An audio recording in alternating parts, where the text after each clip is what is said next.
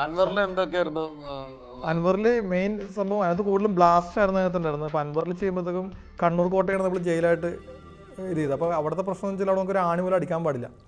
കാരണം archaeology department ഉള്ളതുകൊണ്ട് നമുക്കൊന്നും ചെയ്യാൻ പറ്റില്ല. അപ്പോൾ ജയിലെല്ലാം നമ്മൾ തൊട്ടുപിടിച്ച് വെച്ചിരിക്കുകയായിരുന്നു. ഫൈറ്റുള്ള സമയത്താണെങ്കിലെല്ലാം കൂടെ നിന്നുകൊണ്ട് നമുക്ക് അത് ചീറ്റ് ചെയ്തുകൊണ്ടുള്ള പരിപാടിയായിരുന്നു ഇത്.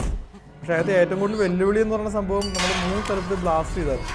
ഒന്ന് കൊച്ചിൻ യൂണിവേഴ്സിറ്റിയുടെ മെയിൻ ബിൽഡിങ്ങിലാണ് ബ്ലാസ്റ്റ് ചെയ്തത്.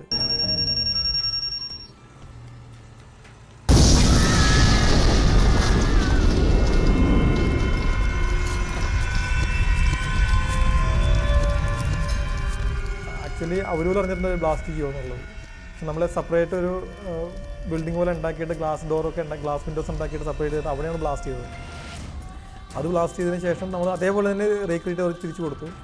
പിന്നീട് പൊള്ളാച്ചിയിലൊരു ബിൽഡിങ് നമ്മളൊരു ടെക്സ്റ്റൈൽ ഷോറൂമിൻ്റെ എക്സ്റ്റീരിയറിൽ സെറ്റ് ഇട്ടിട്ട് അവിടെ ബ്ലാസ്റ്റ് ചെയ്തു.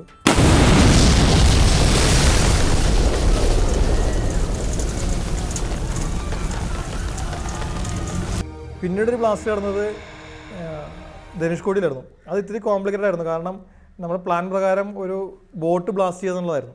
ആദ്യം പ്ലാൻ ചെയ്തിരുന്ന ഒരു സെറ്റ് ഇട്ടിട്ട് ബോട്ട് പ്ലാൻ ചെയ്യുന്നതായിരുന്നു. പക്ഷേ അതിൻ്റെ ഒരു എക്സ്പെൻസ് വെച്ച് നോക്കുമ്പോഴത്തേക്കും അഫോർഡ് അല്ലാത്തതുകൊണ്ട് വേണ്ട, അവിടെ നിന്നൊരു ബോട്ട് ഹയർ ചെയ്യുക, നമുക്കത് ബ്ലാസ്റ്റ് ചെയ്തിട്ട് വിലക്ക് വാങ്ങിച്ചിട്ട് പഴയ ബോട്ട് വിലക്ക് വാങ്ങിച്ചിട്ട് ബ്ലാസ്റ്റ് ചെയ്യാന്നുള്ളതായിരുന്നു. പക്ഷേ അവിടെ ചെന്ന് കഴിയുമ്പോഴത്തേക്കും സിറ്റുവേഷനിൽ മാറി. കാരണം എല്ലാ ബോട്ടുകളും ഒരു സ്ട്രൈക്ക് കഴിഞ്ഞിട്ട് ഇറങ്ങാൻ നിൽക്കുകയായിരുന്നു. അപ്പോൾ അതുകൊണ്ട് ആരും ബോട്ട് വരത്തില്ല പറഞ്ഞു. കാരണം എല്ലാവരും മീൻ പിടിക്കാൻ പോകുന്ന ആൾക്കാർ. അപ്പോൾ അവർക്ക് ഒരു ദിവസം ബോട്ടിന് പോയി കഴിഞ്ഞാൽ 2 ലക്ഷം രൂപയോളം മീൻ കിട്ടും. അപ്പോൾ ആരും തരാൻ തയ്യാറായില്ല. അപ്പോൾ നമ്മുടെ ഈ പരിപാടിയെല്ലാം പ്ലാൻ എല്ലാം പ്രശ്നമായി. അപ്പോൾ എന്തൊരു നമ്മൾ അവിടുത്തെ ഒരു ലോക്കൽ മാനേജറുണ്ട്, പാണ്ഡ്യൻ എന്ന് പറയുന്നത്. പുള്ളിക്ക് ഒരു ബോട്ടുണ്ട്. അങ്ങനെ പുള്ളിയോട് അഡ്ജസ്റ്റ് ചെയ്തിട്ട് കൈയും കാലം പിടിച്ചിട്ട് അത് ഈവൻ എനിക്ക് തോന്നുന്നു പൃഥ്വിരാജ് പോലും പുള്ളിനോട് വളരെ ഇതായിട്ട് പറഞ്ഞുകൊണ്ടാണ് പുള്ളി ഈ ബോട്ട് തരാൻ സമ്മതിച്ചു. പക്ഷെ ഒറ്റ കണ്ടീഷനായിരുന്നു, പുള്ളിക്ക് അതേപോലെ ബോട്ട് തിരിച്ചു കൊടുക്കണം. അതായിരുന്നു കണ്ടീഷൻ. അങ്ങനെ നമ്മൾ സെറ്റിൽ കൊണ്ടുവന്നു. ഇത് ബ്ലാസ്റ്റ് ചെയ്യാൻ പോയി. അപ്പോൾ ഫസ്റ്റ് ദിവസം ബ്ലാസ്റ്റ് ചെയ്യാൻ പോയപ്പോഴത്തേക്കും ബ്ലാസ്റ്റ് ചെയ്യുന്ന ആൾ വന്നിട്ട് പറഞ്ഞു, ഞങ്ങൾ വാസന ചോദിച്ചത് ബ്ലാസ്റ്റ് ചെയ്ത് എങ്ങനെ പ്രശ്നമെന്ന് വെച്ചപ്പോഴത്തേക്കും അപ്പോൾ പുള്ളി പറഞ്ഞു ചിലപ്പോൾ കത്തിപ്പോകുന്നു. കാരണം ഡീസൽ എഞ്ചിൻ ഉള്ളതുകൊണ്ട് പുള്ളിക്ക് ഗ്യാരണ്ടി തരാൻ പറ്റില്ലെന്ന് പറഞ്ഞു. ഇത് മണത്തറിഞ്ഞിട്ട് ബോട്ടുകാർ പ്രശ്നം ഉണ്ടാക്കി, ഞങ്ങൾക്ക് ബോട്ട് തരാൻ പറ്റത്തില്ല എന്ന് പറഞ്ഞു. അങ്ങനെ അന്ന് ഷൂട്ടിംഗ് നടന്നില്ല. അന്ന് രാത്രി ഡിസ്കഷനിൽ പുള്ളി പറഞ്ഞു എനിക്ക് 15 ലക്ഷം രൂപ കെട്ടിവെക്കണമെന്ന് പറഞ്ഞു. അപ്പോൾ പ്രൊഡ്യൂസർ ആകെ പ്രശ്നം. കാരണം സെറ്റ് ഇടുകയാണെങ്കിൽ നമുക്കൊരു 3 ലക്ഷം വരത്തുള്ളൂ. ഇത് 15 ലക്ഷം രൂപ കെട്ടിവെക്കുക, കത്തിപ്പോയാൽ 15 ലക്ഷം രൂപ പോയി. പക്ഷേ ഷൂട്ട് ചെയ്യാൻ നിവൃത്തിയില്ല, എല്ലാ ക്രൂസും വന്ന് നിൽക്കുക. നമ്മളെ മെയിൻ അൻവറിൻ്റെ ഏറ്റവും ക്ലൈമാക്സ് സീനാണത്. അപ്പോൾ എന്ത് ചെയ്യുമെന്ന് വെച്ചപ്പോൾ ഞാൻ പറഞ്ഞു എന്തായാലും നമുക്ക് ചെയ്തേ പറ്റൂ, ഞാൻ ചെയ്തുതരാമെന്ന് പറഞ്ഞു. കാരണം ഈ പറഞ്ഞ പോലെ ഒരു വെല്ലുവിളിയായിരുന്നു ആക്ച്വലി. അങ്ങനെ 15 ലക്ഷം രൂപ പുള്ളി കെട്ടിവെക്കുന്നു, ബോട്ടും കൊണ്ടുവരുന്നു. അപ്പോൾ ഞാനെന്ന് വെച്ചാൽ ടിൻ ഷീറ്റുകളും മൊത്തം ടിൻ ഷീറ്റ് എടുത്ത് വെച്ചിട്ട് നമ്മളിതെല്ലാം എക്സ്ട്രാ ഈ ബോട്ടിൻ്റെ മീതെ ഒരു എക്സ്ട്രാ ഒരു മറ ഉണ്ടാക്കി, എന്നിട്ട് ഹോളെല്ലാം വരച്ച് സെറ്റപ്പ് ചെയ്ത്, അറിയത്തില്ല ബോട്ടിൻ്റെ എൻജിൻ ഭാഗത്തെല്ലാം കവർ ചെയ്തുകൊണ്ട് ടിൻ ഷീറ്റ് കൊണ്ട് കവർ ചെയ്തു, എല്ലാം കവർ ചെയ്തിട്ടാണ് അത് ബ്ലാസ്റ്റ് ചെയ്തത്. അപ്പോഴും ഞാൻ ധൈര്യം കൊടുക്കുന്നുണ്ടാകും, ഒരു കുഴപ്പമില്ല. പക്ഷേ ഉള്ളിൽ പേടിയുണ്ട്, പറ്റിക്കഴിഞ്ഞാൽ മൊത്തം പ്രശ്നമാകത്തില്ലേ.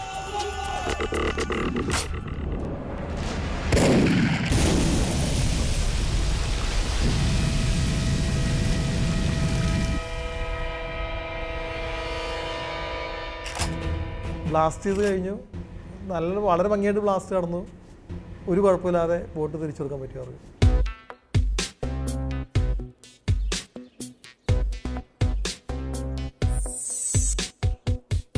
ഭരതേട്ടനൊക്കെ ആർട്ട് ഡയറക്ടറായിരുന്നു ആദ്യം, പിന്നീടാണ് സംവിധായകനായത്. ജോസഫിന് അങ്ങനെ വല്ല ലക്ഷ്യങ്ങളുണ്ട്?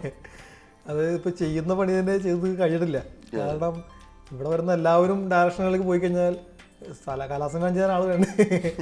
എനിക്ക് തോന്നുന്നു ഇപ്പോൾ വരുന്ന അസിസ്റ്റൻസുകൾ പോലും ഒരു പടം കഴിഞ്ഞാൽ ഒരു ഡയറക്ഷൻ ഞാൻ കണ്ടേക്കണം. ഇപ്പോൾ ഇത്രയും പടം വർക്ക് ചെയ്യുമ്പോൾ കാണുന്നതാണ്, ഒരു പടത്തിൽ ഒരു ഡയറക്ടർ ഇപ്പോൾ അസിസ്റ്റ് ചെയ്യാൻ വരുന്ന അസിസ്റ്റൻറ്റ് അല്ലെങ്കിൽ അസോസിയേറ്റോ അസിസ്റ്റൻ്റ് ആയിക്കോട്ടെ, അവരുടെ അടുത്തൊരു ലക്ഷ്യം ഈ പടത്തിൽ വന്ന് ഒരു ആർട്ടിസ്റ്റിനെ കാണുക, പരിചയപ്പെടുക, പുള്ളിനോട് സബ്ജക്റ്റ് പറയുക, ഉടനെ പടം ചെയ്യുന്നതാണ്.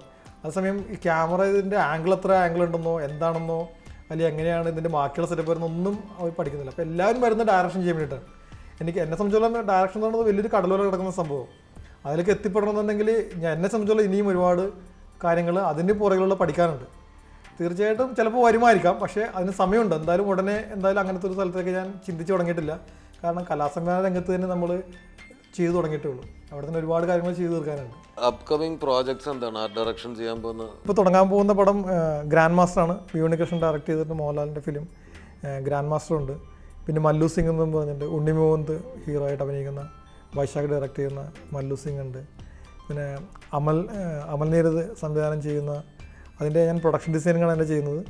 ആസിഫ് അലി അഭിനയിക്കുന്ന ബാച്ചിലർ പാർട്ടി. ഇത് 3 ഇപ്പോൾ അടുത്ത് വരാൻ പോകുന്ന സിനിമകൾ. എല്ലാം നല്ല പ്രതീക്ഷയുള്ള സിനിമകളാണ്. തീർച്ചയായിട്ടും. കുടുംബത്തെക്കുറിച്ച്? കുടുംബം തീർച്ചയായിട്ടും എൻ്റെ ഒരു ലൈഫിൻ്റെ ഏറ്റവും വലിയൊരു ഭാഗം. ഞാൻ എന്നോട് ഒരുപാട് ചോദിക്കാറുണ്ട് അവാർഡുകൾ കിട്ടാറുണ്ട്. അപ്പോൾ ഞാൻ പറയാറുള്ളത് വെച്ചാൽ എനിക്ക് അവാർഡ് കിട്ടിയിട്ടുണ്ട്, 3 അവാർഡ് കിട്ടിയിട്ടുണ്ട്. ഒന്ന് ഇപ്പോൾ ഞാനിരിക്കുന്ന എൻ്റെ വീട്, കാരണം സിനിമ വന്നതിന് ശേഷം കിട്ടിയ ഏറ്റവും വലിയൊരു അവാർഡാണ് വീട്. അപ്പോൾ അതിനു മുമ്പ് കിട്ടിയ എൻ്റെ ഒരു ഏറ്റവും വലിയ അവാർഡ് എൻ്റെ ഭാര്യ തന്നെയാണ്. കാരണം കല്യാണം കഴിഞ്ഞ ഉടനെയാണ് എനിക്ക് മീശമാൻ ചെയ്യാൻ അവസരം കിട്ടിയത്. പിന്നെ എനിക്ക് 2 മക്കളെ കിട്ടി. എനിക്ക് തോന്നുന്നു നമ്മൾക്ക് എത്രത്തോളം സമ്പത്തോ എന്തൊക്കെ ഉണ്ടായാലും കുടുംബത്തിൽ സമാധാനം ഇല്ലാണ്ടായിട്ട് അല്ലെങ്കിൽ നമുക്കൊരു സപ്പോർട്ട് കിട്ടില്ലെങ്കിൽ പിന്നെ ഇതെല്ലാം കിട്ടിയിട്ട് ഞാനൊരു കാര്യമില്ല. പക്ഷേ എൻ്റെ വിജയത്തിൻ്റെ ഏറ്റവും പുറകുള്ള ഏറ്റവും വിജയം എന്ന് പറയുന്നത് എനിക്ക് കിട്ടുന്ന കുടുംബത്തിൽ കിട്ടുന്ന സപ്പോർട്ട് തന്നെയാണ്. ഏതായാലും ഒരുപാട് വർഷങ്ങൾ നീണ്ടു നിൽക്കുന്ന ഒരു കരിയർ ഉണ്ടാവട്ടെ. സിനിമ സംവിധാനം ചെയ്യുക എന്നുള്ളതൊരു മോഹമായിട്ടുണ്ടെങ്കിൽ അത് സംഭവിക്കട്ടെ. മക്കളൊക്കെ നല്ല നിലയിലാവട്ടെ, നല്ല കുടുംബജീവിതം ഉണ്ടാവട്ടെ.